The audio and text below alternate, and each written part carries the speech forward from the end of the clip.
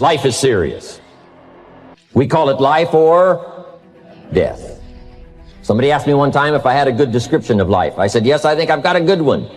Life is the struggle to keep death at a respectable distance. Death seems to want to move in prematurely. If you want to live a good, long, flourishing life, you got to push back. And we're dealing with some serious matters here. So we can't just, tell the latest 10 jokes and just go home. We're not here to entertain. We're here to instruct. We're here to grow. We're here to learn. We're here to get the best we possibly can. Serious. Life is serious. The future's serious. And I'm asking you to take it serious. Take your own future serious. What you can do for your family, take it serious. This is serious business. Next, number 1 was get serious. Here's number 2, get smart. Don't miss the training class. You say, well, I've already been to one of those classes. I've already heard it. I got a good phrase for you to take home. That's no sign you got it. Just because you've listened to those millionaire tapes one time is no sign you've got it. I'm asking you to listen to them over and over and over. I'm asking you to dedicate yourself to a new level of learning. Study, learn, grow, change, develop. Never let it be said you didn't learn.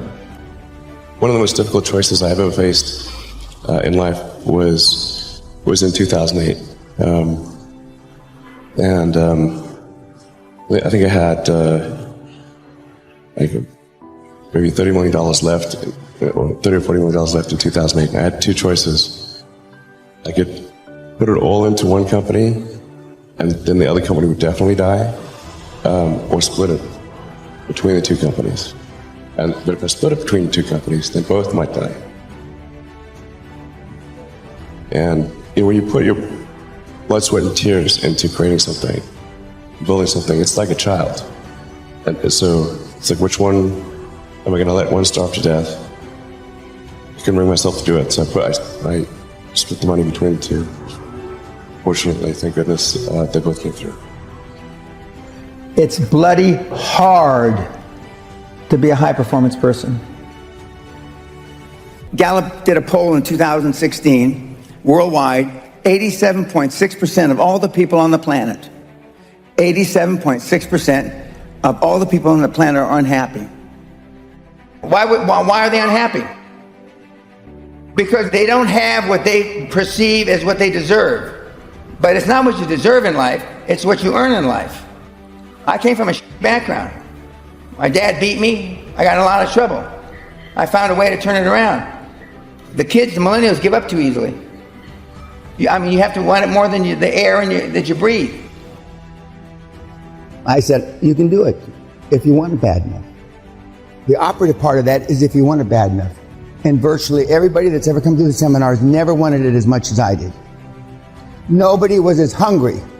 There's an ancient script that says, without a vision we die, and if I can get people caught up in thinking about where they would like to go, who they would like to meet, the kind of income they would like to have, the kind of money they would like to share, the kind of skills they would like to develop, the influence they would like to have, the reputation they would like to build.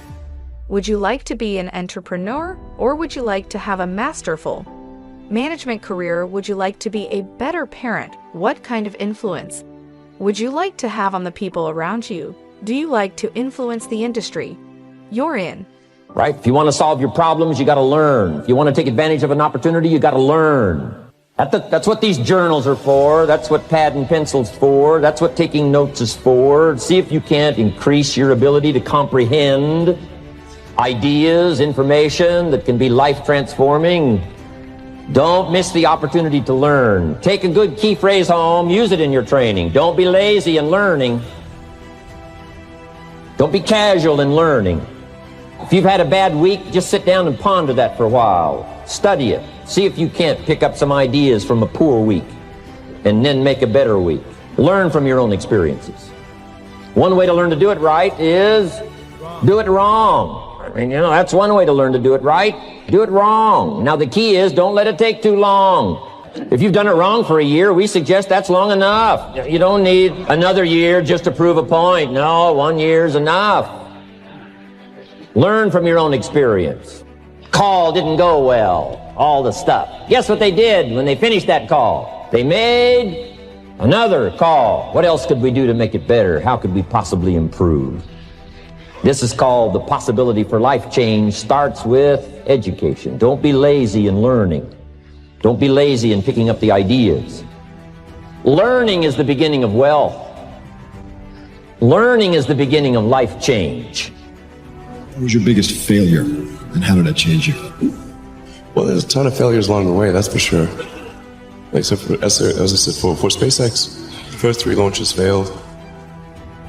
And we're just barely able to scrape together enough parts and money to do the 4th launch. If that 4th launch had failed, we would have been dead. So multiple failures along the way. I tried very hard to get the right expertise in for SpaceX. I tried hard to find a great chief engineer for the rocket, but the good chief engineers wouldn't join, and the bad ones, well, there was no point in hiring them. So I ended up being chief engineer of the rocket. So if I could have found somebody better, then we would have maybe had listed 3 failures. How many of you can say that you're serious about it? How many of you can actually say that you're trying to be all you can be? Now, I won't insult you by asking you to raise your hand because you'll just lie. We all know what the real answer is, don't we? You're not. And so, if you want to be all that you can be, and if you want to be a high-performance person, I did know Steve Jobs. I do know Elon Musk. I do know Warren Buffett. I do know, and they're all ball busters. Success leaves clues, kids. And they all have one thing in common. They're ball busters. They're hard as nails. What kind of sacrifices are you willing to be super successful? 60 hours a week. Nobody is willing to work 60 hours a week to be successful. Nobody is willing to miss a holiday. If you booked a holiday and something important happened in business, would you tell your family to go on the holiday without you, and you're not going to go? Nobody said yes. The high-performance people, the one thing that they all have in common is they're hungry. Hungry for a better life. Hungry for change. Hungry for the tough love their parents didn't give them. Growth only comes through pain. No pain, no gain.